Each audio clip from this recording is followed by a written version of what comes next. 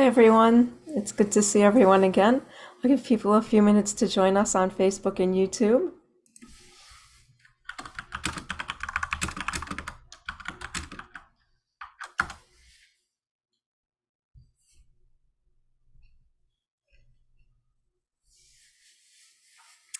I hope everyone is well.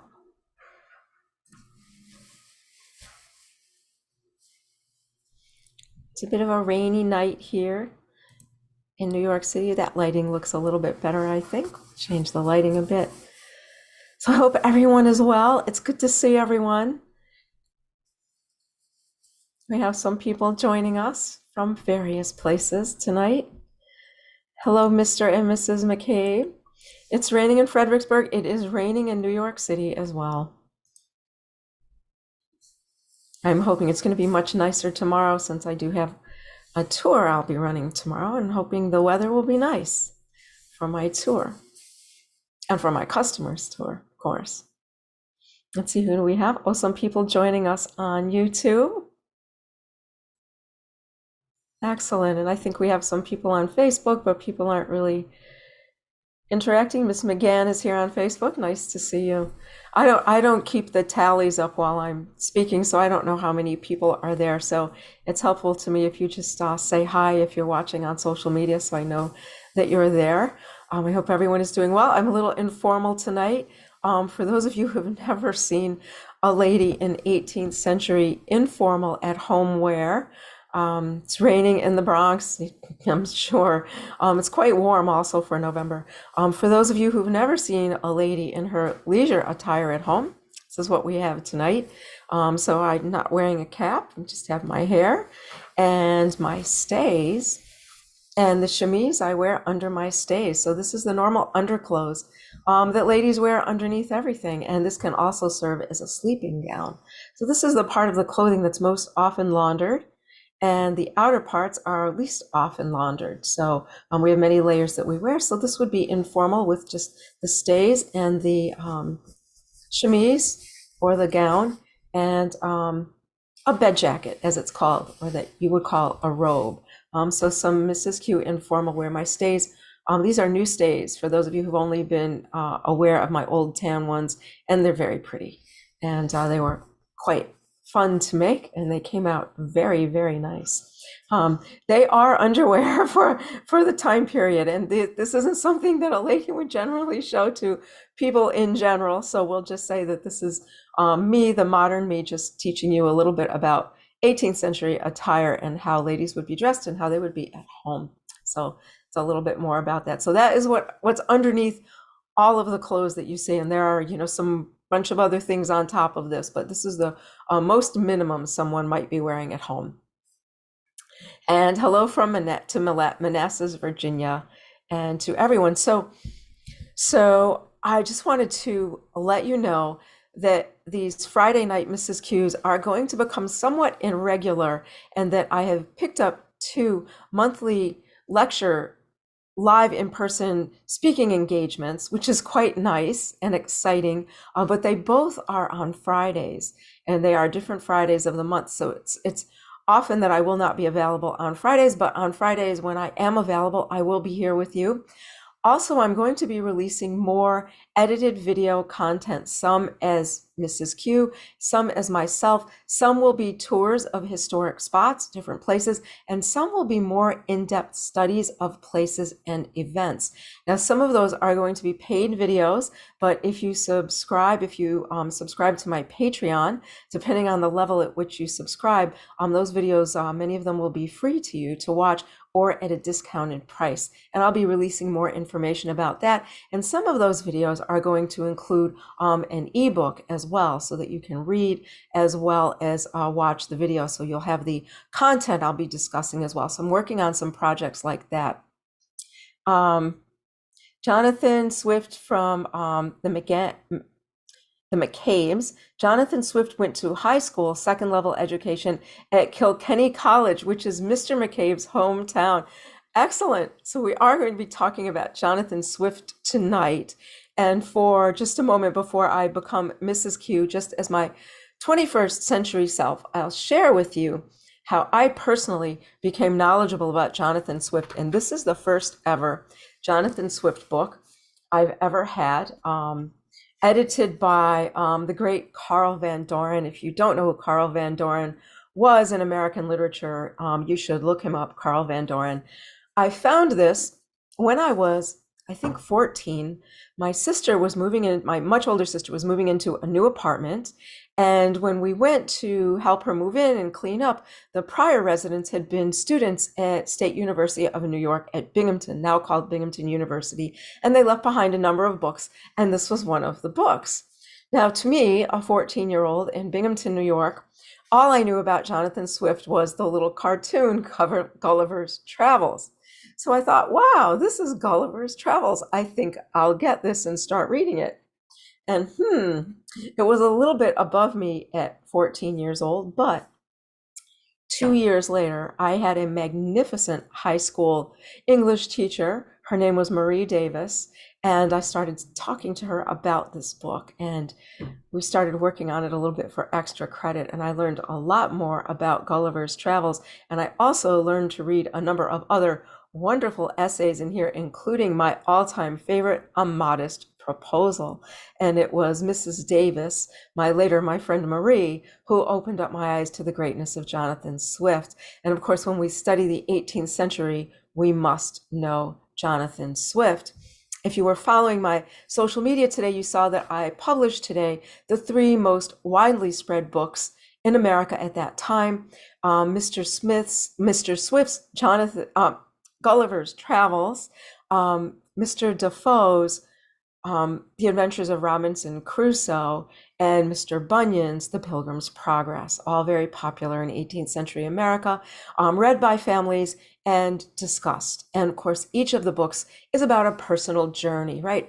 Someone who sets out on a journey, they have various people they meet and challenges they meet along the way, and it hones them and makes them into maybe a more educated or a smarter, or you might say more savvy person. And that's what all of those have in common. And they were very popular in the 18th century for families to read them as lessons for children and young adults. So Gulliver's Travel. So now we'll assume that it is 1772. I am Mrs. Q. I'm greeting you from my upstairs private parlor in my home at Hanover Square. Mr. Q is here, and he's off to the side here. He's in the next room reading, and dog Q is quietly sitting with him, and hopefully we will have no unexpected incidents with dog Q. For those of you who haven't seen him since he was a tiny puppy, he's quite large now. He's very big, as a matter of fact, almost as big as me at 6 months. So it's 1772, and in New York City, all the gossip is about a paper which has appeared, authored by a gentleman who calls himself a freeholder of Liliput. A freeholder of Liliput, meaning New York City is Liliput. Now, everyone is talking about this because the freeholder of Liliput has appeared in the past. 3 years ago, in 1769, he appeared with 2 of these letters that he wrote to our government, which he addressed as the General Assembly of Lilliput. And at that time, no one was able to figure out who he was, and he's been silent for quite some time, and out of nowhere again, the freeholder of Lilliput has appeared. And of course, all the talk in the town is, who is this and where has he been? And it seems that he is still on the same subject, the subject of those terribly corrupt elections of the year 1769, which we'll get to momentarily, and that those seem to still be reverberating through our town and through our social discourse, those elections. So the freeholder of Lilliput seems to believe that New York City is the island of Lilliput. Well, of course, we all laugh and giggle about this, but is it? There are some similarities. If you think about it, stop a moment and think about Lilliput and think about New York. For those of you who are unfamiliar with the story, Lemuel Gulliver sets out on a trip from England, and the first place that he lands is an island called Lilliput, where the people are 6 inches tall. They immediately take him prisoner. He wakes up in a shipwreck. I believe he's shipwrecked. He wakes up on the sand, tied down with stakes and ropes, with all of these 6-inch people running all around him. And as the story progresses, of course, he figures out that he's in Lilliput and these are the people of Lilliput, and he gets released and is befriended by the council of Lilliput and the people of Lilliput. And they convince him to enter a war that they're having with a neighboring island. And although our hero, Mr. Gulliver, goes out and just by walking through the water, he destroys the navy of the other island, thereby helping Lilliput, they turn on him and put him on trial. And he comes to think of this island people as a very small, isolated island that seems to know nothing about the rest of the world or the other people except the neighboring island with which they've been at war for many years. And they themselves believe themselves to be highly intelligent, very advanced and sophisticated, and the most important people in the world. So I ask you, my friends, is that not our city of New York? A small island, often not thinking at all about the world around us, populated by many little people who believe themselves to be the most sophisticated, most important, most cultured people in the world. Could that be us? I think it might be us. Let me look at your comments. Mr. Linden says that will teach them to break eggs at the wrong end. Indeed, that is what the war between Lilliput and their neighbors is about. They break their eggs at different ends, and that may be referring to New Yorkers as well, who will quibble with our neighbors over somewhat ridiculous things, perhaps as which side we wear our hair on, the color of our fabrics, or perhaps even the pronunciation of some of our words, and whether or not some of our words are English at all, but perhaps have been borrowed by other languages, leaving our New York version of English, as some have said, completely non-intelligible and babble. So someone says, oh, my friend Howling Fang says fits New Yorkers to a T. No wonder so many don't like us. So I think it's quite fitting that this gentleman refers to himself as a freeholder of Lilliput. He's expressing his feeling about New Yorkers running around, making a lot of noise, babbling a lot, getting nothing done, but still believing themselves to be the most important people in the world, and oftentimes being completely unaware of what's going on around us. The island at the center of the world, as some people have referred to us, sometimes in a complimentary and oftentimes in a derogatory way. So we have that comparison, these silly people of Lilliput. If you're not aware of what a freeholder is a land-owning gentleman. So this would be a gentleman who owns enough land to vote. So he is a gentleman.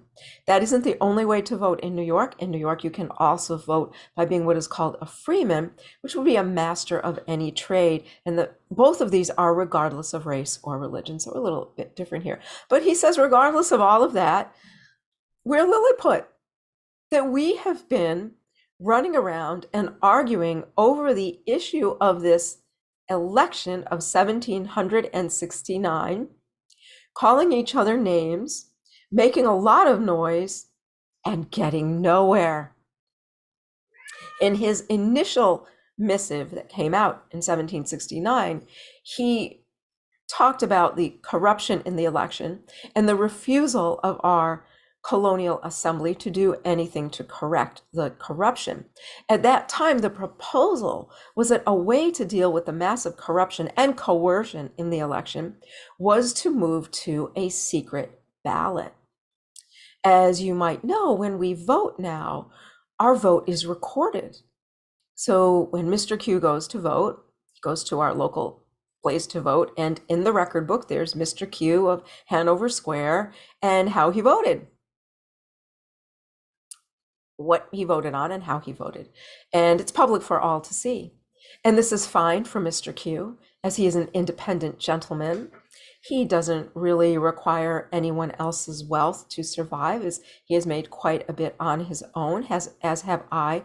The only thing we might worry about are maybe the political leanings of our customers, but because our product is so well respected and we are in general so liked, we usually don't worry about our vote. But suppose you are an apprentice in a craft, and the person for whom you work has a very strong alliance with one political faction or another. You may be afraid to vote contrary to your employer, that you might lose your job. Or perhaps you are a printer and most of your work comes from a certain wealthy political faction. You may be afraid to print anything with which they would disagree, out of fear that people would refuse to use your services and you would lose your business and your livelihood. Now, in the case of some printers, and the printer who has been printing the freeholder of Lilliput is Mr. John Holt. And as we know, Mr. Holt has raised quite a ruckus in many of the things he has printed against the ruling Delancey faction. He has nothing to fear, and that the other powerful faction, the Livingstonites, fully support him.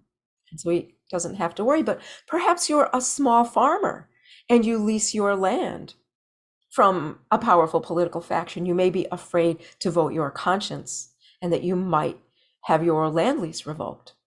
All sorts of ways that coercion can be employed in an election, and indeed was employed in the election of 1769, including also the blatant purchase of votes with the promise of better jobs or patronage political positions.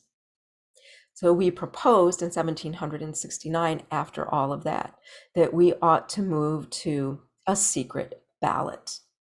It is 3 years later, and the Assembly has still refused to move on the secret ballot, claiming indeed that it is even worse, will cause more corruption and more coercion, and that a secret ballot is bad, and they have refused to move on it. They have, of course, in the intervening 3 years, done other things to, how shall I say, impede our natural rights under the common law by supporting illegal searches of various persons' homes, illegal confiscation of various persons' property, and has upheld blatantly corrupt court decisions that have cheated certain persons out of their property or their inherited wealth.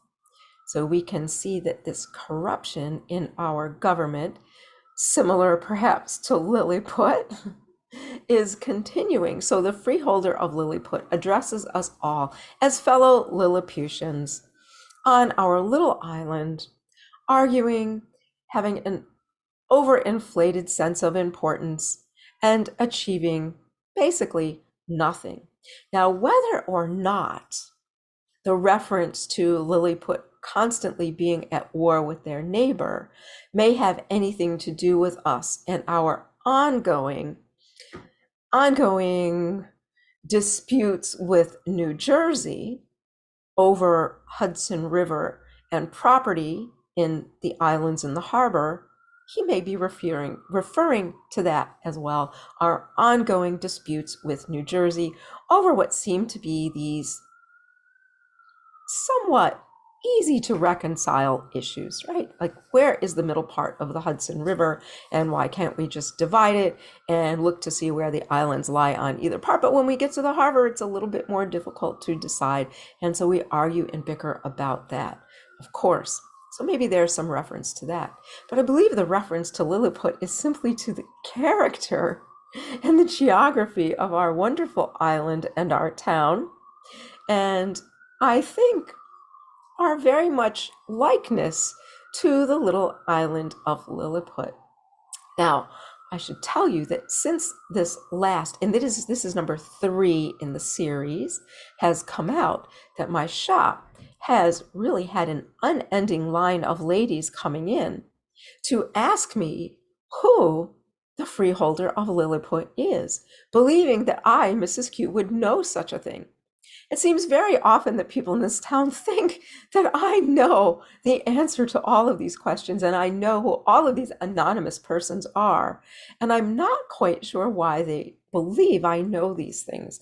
Now, it is true that many people come into the store, and when no one is in here with us, they tell me things in confidence. But this I don't know, I promise you. Although I can tell you a bit of a story about Mr. Q, and that is that my friend, Mrs. R, was in Mr. Holt's print shop. Now, you may remember that I've mentioned Mr. and Mrs. R on other occasions and that they are other printers here. And having run out of some printing type of item, I'm not sure what it was, Mrs. R ran over to Mr. Holt's shop to see if she could borrow this item. She said when she was in the shop, the curtain, of course, to the back was closed where they do the printing of things. But she said she was sure she heard Mr. Q and a number of other gentlemen laughing uproariously and reading passages from a proof that she could see they were reading through the opening in the curtain. She said, of course, she's known Mr. Q many years and we're all such good friends that she immediately recognized his laugh and his voice. So she told me that she has no idea who the freeholder of Lilliput is, but Mr. Q might. So of course I asked Mr. Q. Mr. Q, Mrs. R said she heard you in the back of Mr. Holt's shop reading something and laughing quite hard with a number of other gentlemen. And was it the current address to the General Assembly of Lilliput by the freeholder of Lilliput? And Mr. Q told me, yes, Mrs. Q, it was.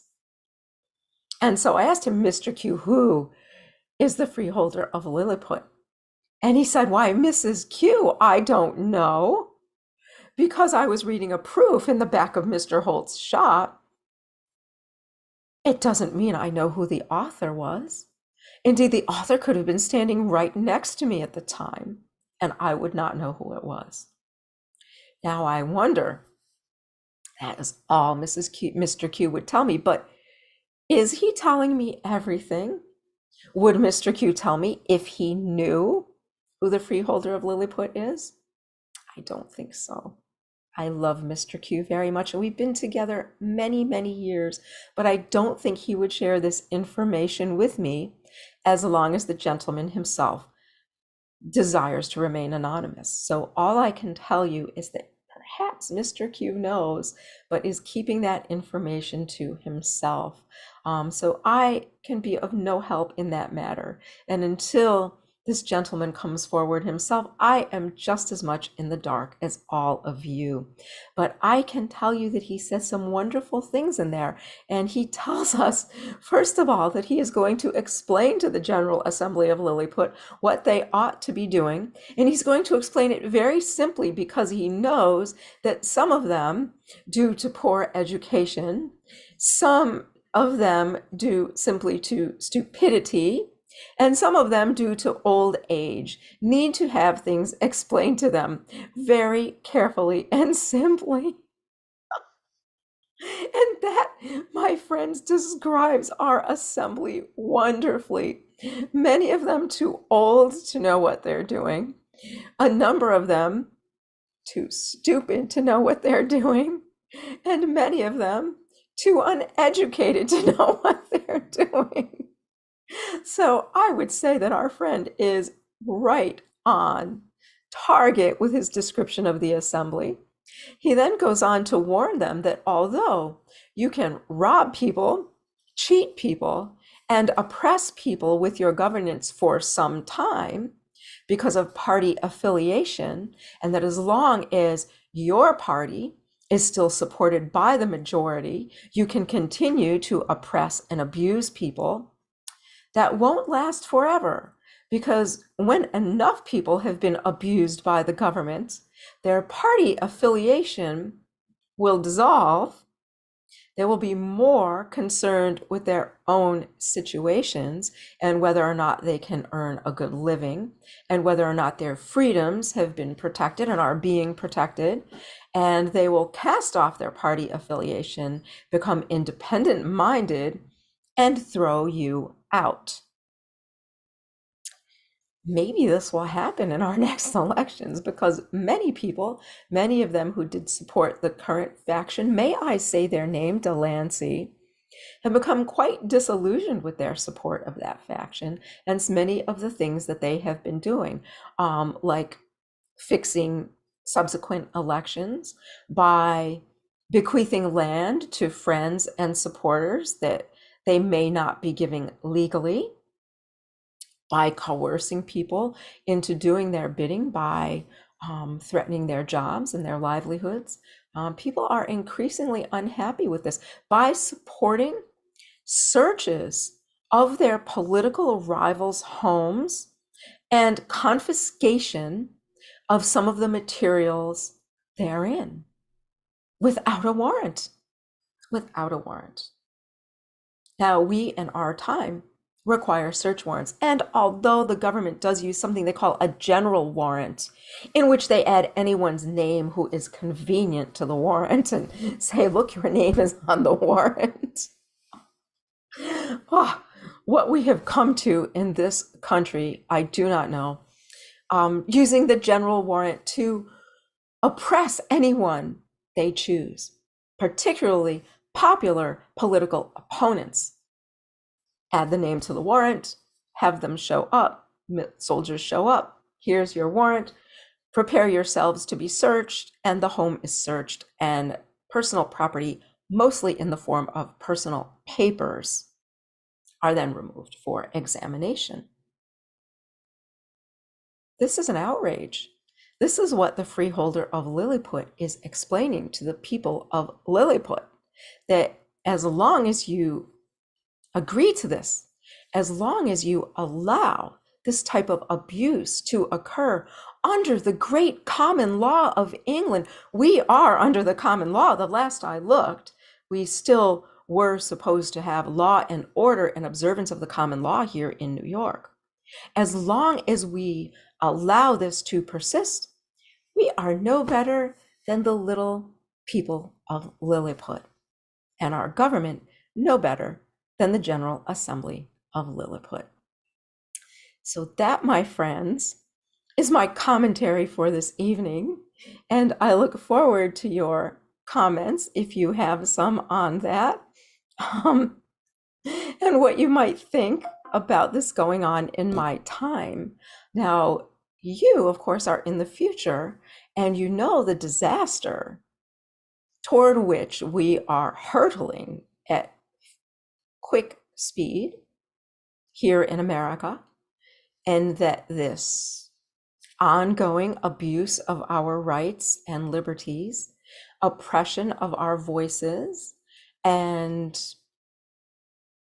corruption of our elections may lead the American colonies to a very bad situation with the mother country. Of course, we all hope that does not occur, but some of us can see the great possibility that it might, and are preparing ourselves for such a possibility. There are already voices here in 1772 calling for separation from the mother country. Of course, those gentlemen are all referred to as liars and troublemakers and terrorists and tyrants, but they are here, and they are already active, and they are already gaining popularity. So I warn you that people who are not heard, who feel their rights are abused, and feel they have no voice because their elections have been taken away from them, can become a very rebellious people. And that when we study past times in history, the great Roman Republic itself, when the people feel their government is no longer representative of them or cares about them, the government faces rebellion and falls. And in the case of Rome, what was to come next, the empire, was in some ways great and in some ways awful. So we do want to try our best here in America to preserve our rule of law and our relationship with our rulers, to make sure our rulers are held accountable for their actions through the implementation of the common law. We want to make sure that when we have corrupt governors, the king will recall them for us and replace them with someone better, so that we can continue to live our happy lives here in America. So thank you all for joining me. Let's see, I have some comments. Oh, Miss LaRusso says, this is great, thank you.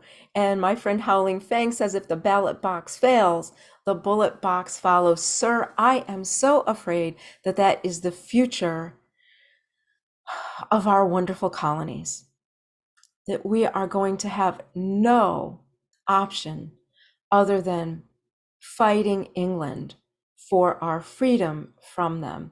And I fear it will be a very long, very hard, very destructive battle if it comes. But to my friends in England, I tell you, if it does come, we will be victorious. This is our land that we have worked and that we have built alongside the native people here, and that we will all come together to remove you from it if need be. We will fight to our last son and our last daughter for what we have built here in this land with our brothers in the friendly native tribes. I hope it doesn't come to that. It's not something I want to live through, but perhaps I will. So, any more comments or questions? What is next week? I don't believe I will see you next week, as that is one of my weekly lectures. And the following week is Evacuation Day.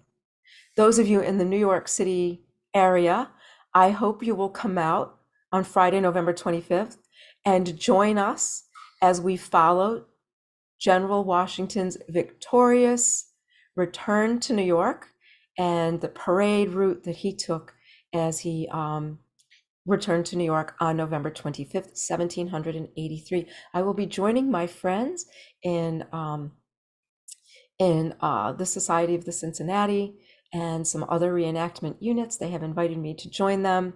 If you saw me at the Battle of Brooklyn in August, it is the same gentleman I will be with, and we will be following General Washington's victorious march through the city of New York. And that, for any of you who would like to come and join us, it is open and free to the public, and you are free to come and celebrate with us. So until then, I hope to see you on Facebook and YouTube and Patreon, Instagram, and all of those other places. Please, everyone, take care and stay healthy, and I will see you again soon. And to the McCabe's, I hope to see both of you soon in person again here in New York. Good night to everyone.